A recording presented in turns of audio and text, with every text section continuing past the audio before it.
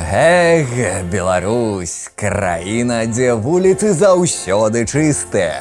Краіна з самымі смачнымі сыркамі ды марозівам. Краіна, дзе дагэтуль прымяняецца смяротнае пакаранне. І краіна, дзе здаровага чалавека могуць адправіць у вар'ятню.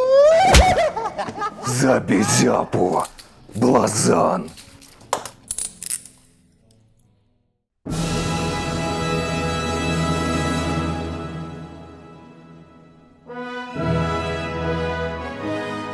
Прапаганда беларускага рэжыму доўгія гады намагалася прэзентаваць Беларусь як гэткі запаведнік сацыялізму.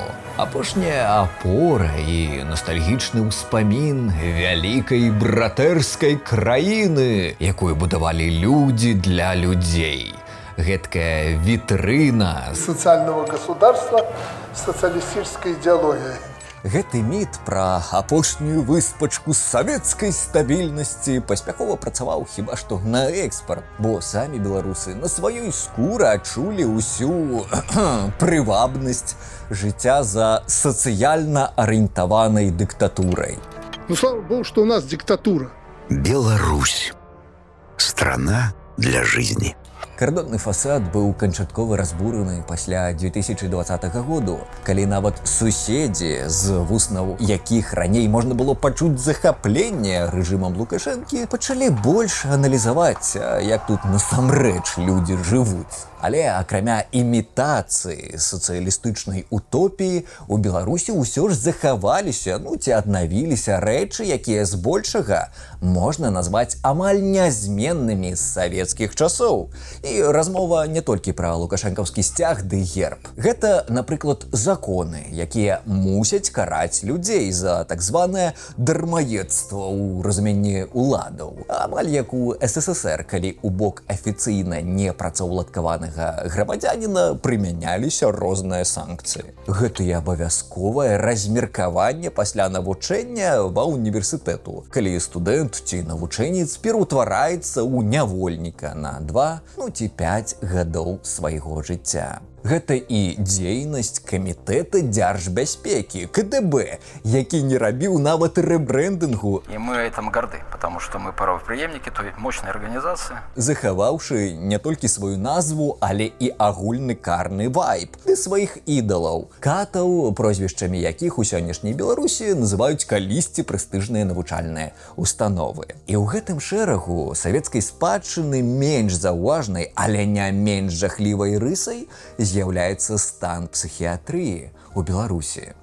Напраўду, псіхіятрыя заўсёды стаяла крыху так паасобку ў сістэме аховы здароўя.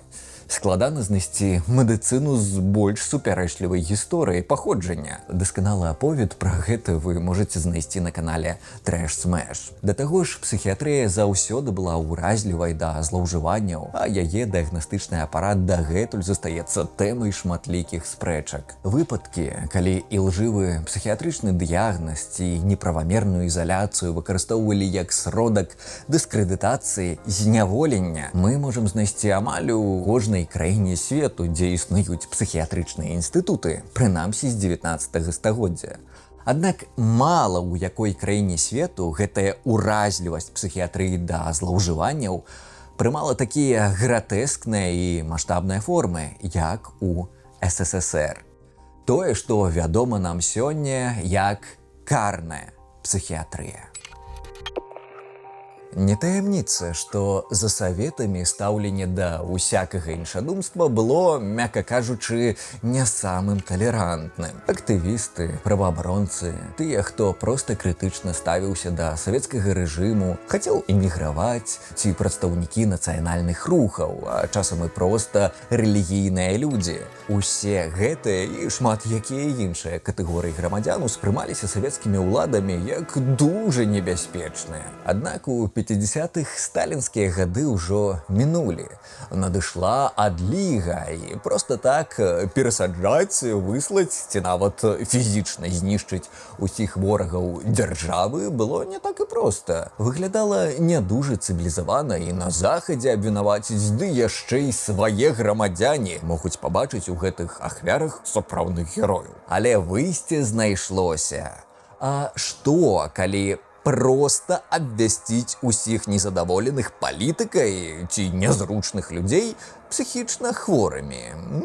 Стварыць сістэму, у якой на падставе псіхіятрычнага дыягназу чалавека можна не толькі дыскрэдытаваць, але і бестэрмінова ізаляваць і нават падчас яго знаходжання на волі кантраляваць праз прымусовую планавую шпіталізацыю. Менавіта такую псіхіятрычную сістэму, поўную парушэнняў правоў чалавека, пераследу ды ізаляцыі пад маскай псіхіятрычнага лекавання першапачаткова і назвалі карнай псіхіятрыяй. Сама тэрміналогія была прапанавана ў суполцы праваабаронцаў. Больш неўтральны адпаведнік гэтай з'явы, які прымяняецца ў навуковай ды замежнай праваабарончай літаратуры, палітычныя злоўжыванні ў псіхіятрыі. За саветамі такія злоўжыванні былі неймаверна пашыраныя. Да такой ступені, што, нягледзячы на жалезную заслону, нават на захадзе ў 60-х пачалі біць у званы. Зрэшты, у 1977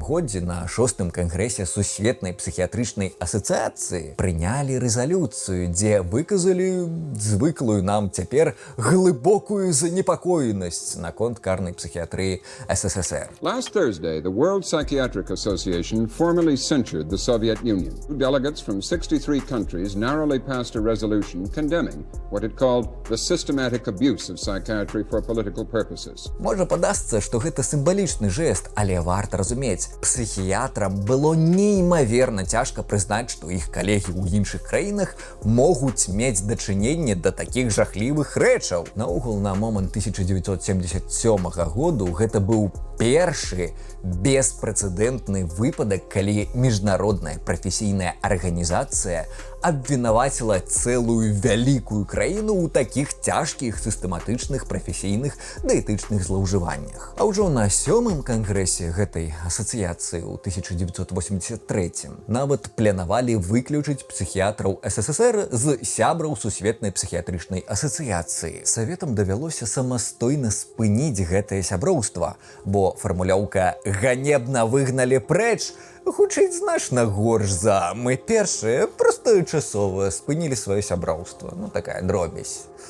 Ну і не патрэбны мне твой дэтанатар. Няўжо кажанчыку не цікава, дзе ж адбудзецца бавоўна? Не, я сам так вырашыў. Я першы зыходжу.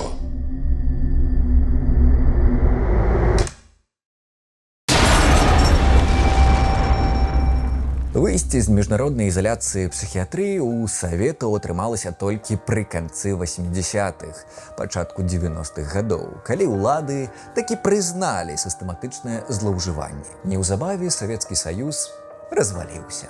Насамрэч, гісторыя карнай псіхіятрыі СССР значна глыбейшая за гэты крэценькі аповед. І мы абавязкова разглядзім яе больш дэталёва ў іншым відэа. А пакуль засяродзімся на самой гэтай з'яве і яе ўплыву на стан псіхіятрыі ў сучаснай Беларусі. Як вы ўжо зразумелі, першапачаткова карнасць псіхіятрыі азначалі праз выкарыстанне яе як палітычнай зброі супраць іншадумства. Калі па закону немагчыма, ці нязручна пакараць чалавека, а пакараць вельмі хочацца. Прынамсі, падобнае значэнне даў славуты праваабаронца Александр Падрабінек у сваёй кнізе «Карная медыцына», дзе ён апісваў вядомыя на момант 70-х выпадкі палітычнага пераследу праз псіхіятрычныя інстытуты. Дарэчы, Александр быў адным з тых, хто ініцыяваў стварэнне незалежнай псіхіятрычнай асацыяцыі ў 1989 году, калі стала магчыма абмяркоўваць праблемы савецкай, а неўзабаве і постсавецкай карнай псіхіятрыі. Гэтая асацыяцыя існуе і цяпер як незалежная псіхіятрычная асацыяцыя Расіі. Аднак, як мы пабачым у наступных відэа, яе эксперты дапамагаюць не толькі расійскім грамадзянам, якія пацярпелі праз псіхіятрыю. Для беларусаў да 2020 году менавіта яны заставаліся апошняй магчымасцю абараніць сябе, бо іншых шляхоў ды незалежных экспертных камісій для ахвяр псіхіятрыі у Беларусі няма. Такім чынам, для нашага рэгіёну сучасны стан псіхіятрыі ды яе праблемы па праву можна называць спадчынай СССР, бо старыя звычкі і сістэмы так проста не паміраюць, асабліва калі іх робяць часткай цяперашняй аўтарытарнай ідэалогіі. Сярод даследчыкаў гэтага пытання існуе меркаванне, што падобныя палітычныя злоўжыванні найбольш уласцівыя сацыялістычна арыентаваным рэжымам. Усё ж досвед СССР, Кітаю ды іншых, так бы мовіць, сацыяльных дыктатур пра гэта яскрава сведчыць. Мы самое-самое социальное государство. Такую заканамернасць лёгка патлумачыць праз ідэалагічныя чыннікі, бо калі галоўная і непахісная дзяржідэалогія сцвярджае, што скіравана на стварэнне ідэальнага грамадства, дзе ўсе будуць шчаслівыя ды роўныя, то з гледзяча прыхільніка такой ідэальнай ідэалогіі тых, хто супраць такога грамадства, відавочна нейкія хворыя людзі. Савецкая псіхіятрыя моцна прычынілася да паталігізацыі іншадумства. Гэта прыхоўвалі адмысловымі дыягназамі маскамі, кшталту рэфармісцкага трызнення ці славутай млява-бягучай шызафрэніі. Кажанчык мяне ў вар'ят не пакінуў за перакананне. Вось, бачыш сімптомы шызафрэніі? Не. Я не бачу. А шизофренія ёсць.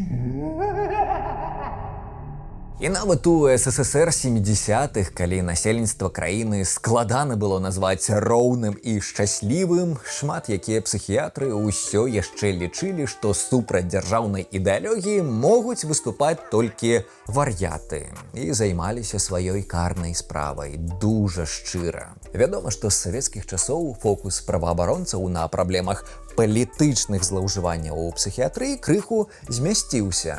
Згодна з сучасным азначэннем глябальнай ініцыятывы па псіхіятрыі, а гэтая арганізацыя якраз і спецыялізуецца на кантролі злоўжыванняў у псіхіятрыі, ды паляпшэнні яе стану ў краінах былога СССР. Карнай, у сэнсе палітычна матываванай, мы можам лічыць тую псіхіятрыю, мэта якой гэта абмежаванне фундаментальных правоў чалавека праз псіхіятрычны дыягназ, лекаванне ды ізаляцыю. Але варта разумець, што не ўсе даследчыкі згадзяцца з такім азначэннем, бо бывае дужа складана правесці межы паміж уласна палітычным злоўжываннем і больш агульным, у чымсьці звыклым для постсавецкай прасторы злоўжываннем праз некампетэнтнасць, памылкі ды іншую трасцу ў псіхіятрычнай практыцы. Праз закрытасць гэтай сістэмы, ізаляванасць ад СМІ, непразрыстую працу, адсутнасць сістэмнай справаздачы, закрытыя дакументы і архівы, мы нават дакладную лічбу ахвяр палітычна матываванай псіхіятрыі за саветамі назваць не можам. Пытанне дужа складанае, з велічэзнай шэрай зонай.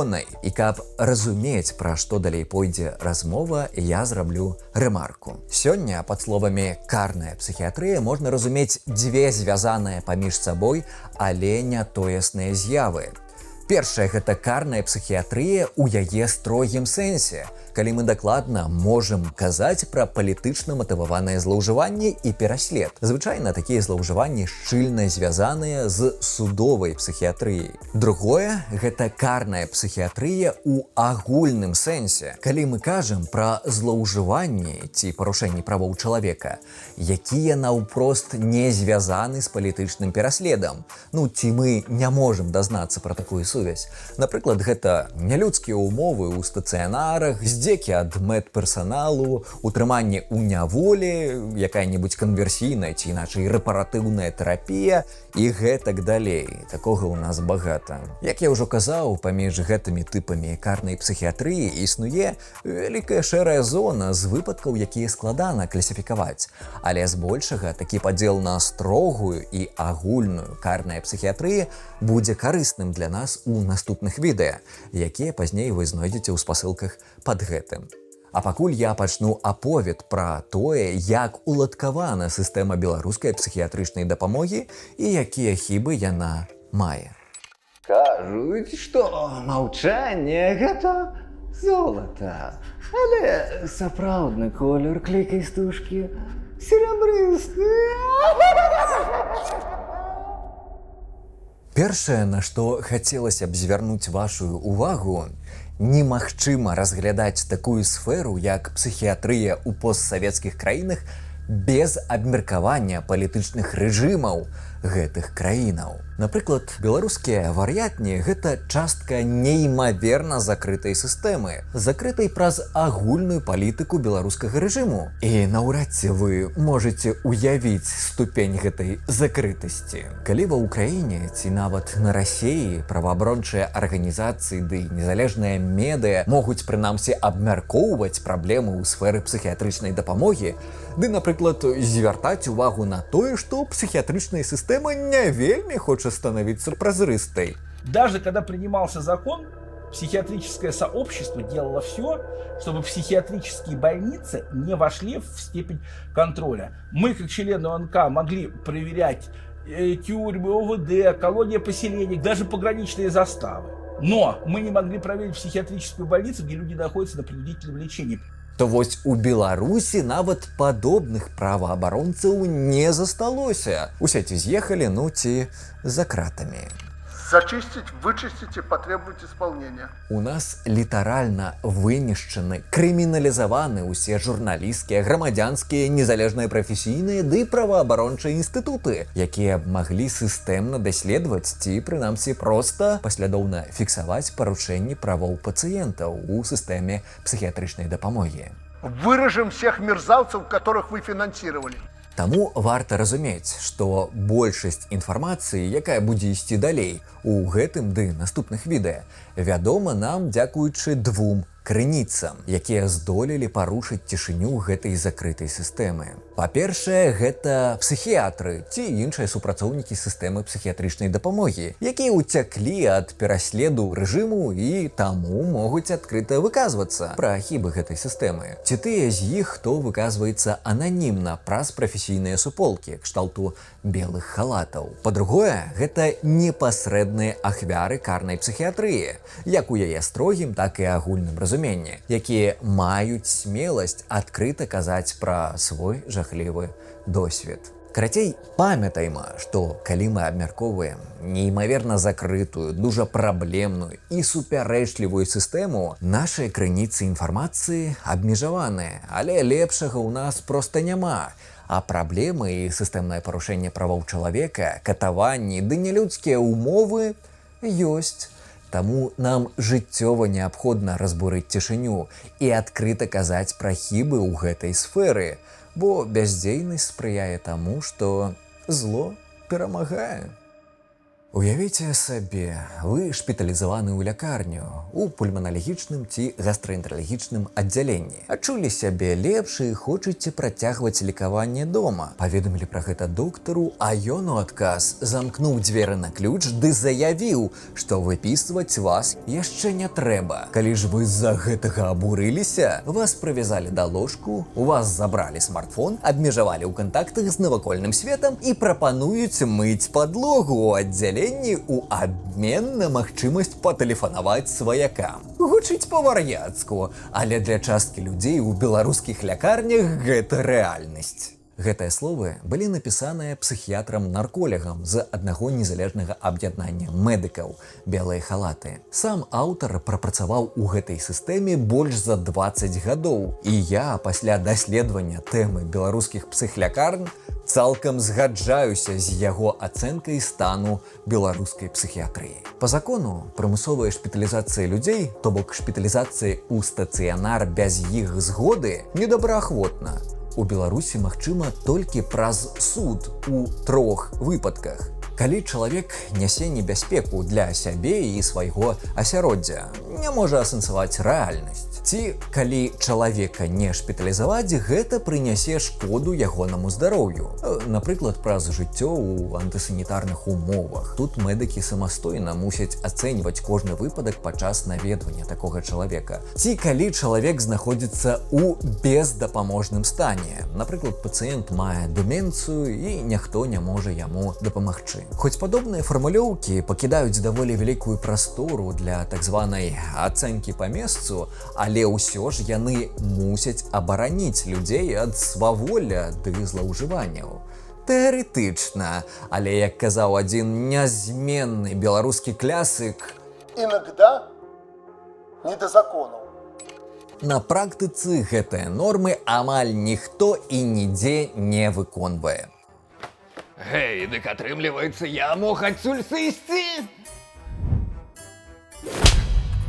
Ну, як казала моя бабуля, закон як дышла. Куды павернеш, туды і выйшла. Падобныя законы з'явіліся ў нас у 1999, што сімвалізавала пераход ад савецкай псіхіятрыі, поўнай парушэнняў правоў пацыентаў ды злоўжыванняў, да сучаснай, экалагічнай і цывілізаванай медыцыны. Аднак, як я ўжо казаў раней, недастаткова змяніць законы, каб змяніць сталыя нормы, звычкі ды практыку карыстання падобнымі законамі. Згодна з гэтымі прававымі нормамі, медыкам з канца 90-х, каб забраць чалавека без яго згоды, трэба было б выканаць дужа складаную працэдуру афармлення такіх выпадкаў, а для прымусовага абследавання атрымаць санкцыю пракурора. І вядома ж, падобнае ускладненне не стала вельмі пашыраным у беларускай псіхіятрыі. На думку тыповага медперсаналу, такія патрабаванні толькі марнуюць час і прыцягваюць дадатковую не вельмі карысную ўвагу, вымагаючы заўсёднага кантакту з людзьмі, якія нічога не разумеюць у псіхіятрыі. Але самая галоўная рэч, нагода, чаму новыя прававыя нормы не прыжыліся, на маю думку, у тым, што пасля СССР псіхіятрычныя інстытуты засталіся дэ-факта некранутымі. Ніводны псіхіатр, які ставіў дыягназ млявабегучая шизофрэнія, скіроўваў здаровых людзей на загад у вар'ятні, ды трансляваў барбарскія нормы савецкай псіхіятрычнай сістэмы, не панёс ніякай прафесійнай, грамадзянскай ці прававой адказнасці. Тыя ж людзі, якія атрымалі псіхіятрычную адукацыю ў дужа закрытай савецкай бурбалцы, працягвалі сваю працу, выкладанне, стварэнне дыдактычных матэрыялаў ды навучэнне псіхіятрычнай практыцы. Гэтыя працэсы не кантраляваліся звонку, беглі самі сабой. Не было ніякіх камісіяў і незалежных ацэнак стану псіхіятрычных устаноў, напрыклад, з боку Еўрапейскага камітэту па прадухіленню катаванняў, як гэта было ва ўкраіне. Не было праваабаронцаў і незалежных экспертаў, якія б сачылі за тым, каб не парушаліся правы пацыентаў, як гэта робіць незалежная асацыяцыя псіхіятраў Расіі ды шэраг іншых аб'яднанняў. Не было нават магчымасці звярнуцца ў міжнародныя суды, кшталту СПЧ, бо Беларусь за Лукашэнкам гэта адзіная краіна Еўропы, якая не з'яўляецца сябрам Рады Еўропы. І тут ніколі не працавала юрысдыкцыя СПЧ. Такім чынам, у нас саўковая псіхіятрычная сістэма багата ў чым узнавіла сама сябе, захавалася нязменнай. А тыя падыходы, якія мусілі былі зрабіць яе больш цывілізаванай, проста ігнараваліся, бо былі дужа бюракратызаваныя, нязручныя.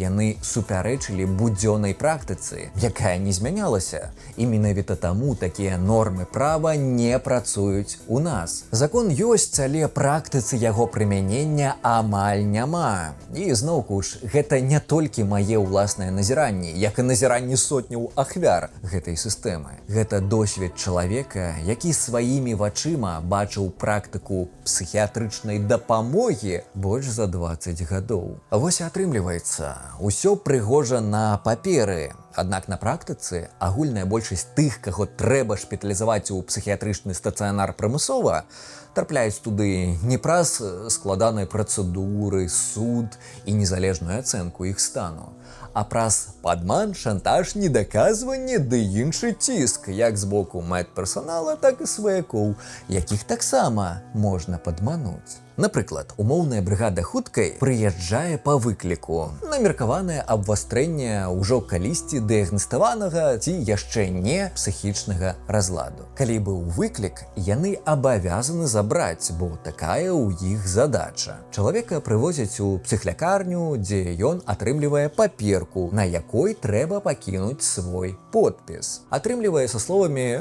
«гэта пра тое, што вы азнакомленыя з рэжымам і пагаджайцеся з аналізамі». Чалавек ставіць подпіс і вуаля, па паперцы ён знаходзіцца ў стацыянары добраахвотна. Калі чалавек не падпісвае гэтую паперку, то яе адкладаюць да паляпшэння стану пацыента.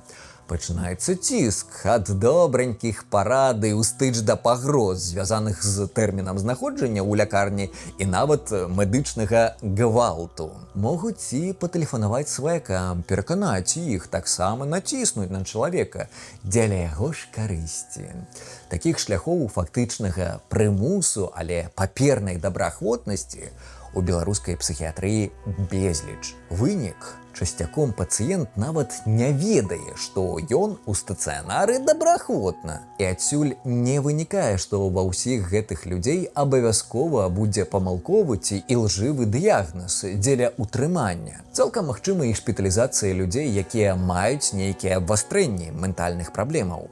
Але той факт, што іх падманулі наконт добраахвотнасці, азначае, што яны маглі як не адпавядаць сапраўдным крытэрам такога прымусовага стацыянарнага ўтрымання, так і тое, што ім наогул можа быць не патрэбна нейкае лекаванне ў бягучым псіхічным стане. А гэта ўжо з'яўляецца парушэннем іх правоў. Парушэннем, на якое ідзе персанал проста з старту, таму што так прасцей і зручней выконваць пастаўленыя перад імі задачы.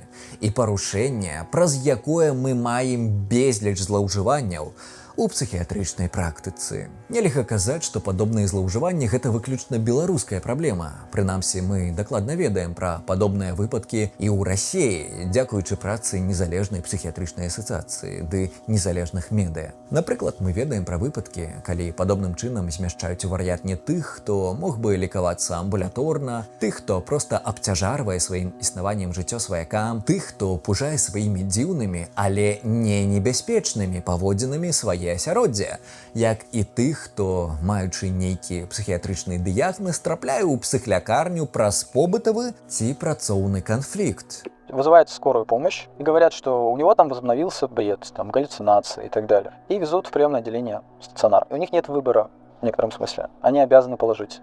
Как минимум обследоваться, потому что мы не знаем, правда это или нет. Гэта праблема хутчэй агульная для краін, улады якіх не здольныя адкінуць савецкае мінулае ў сферы псіхіятрычнай дапамогі.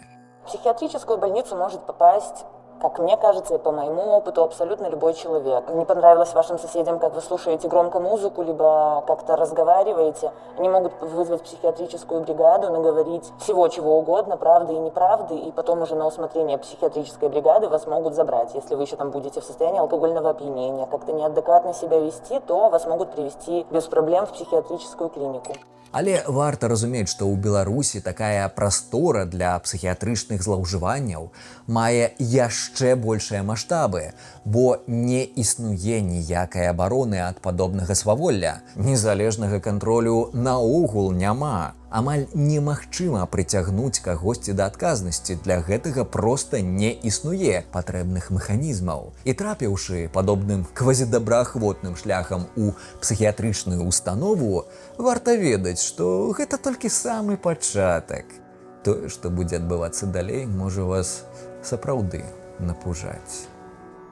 Эх, неймаверна добрая думка. Стварыць закрытую сістэму, што ізалюе людзей ад навакольнага свету. Дадаць туды іерархічныя уладныя стасункі.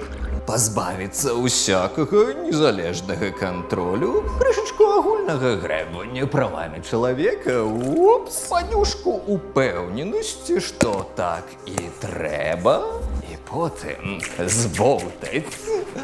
Ну што, піць будзеце? А вас і не запытвалі, вы ж тут добраахвотна.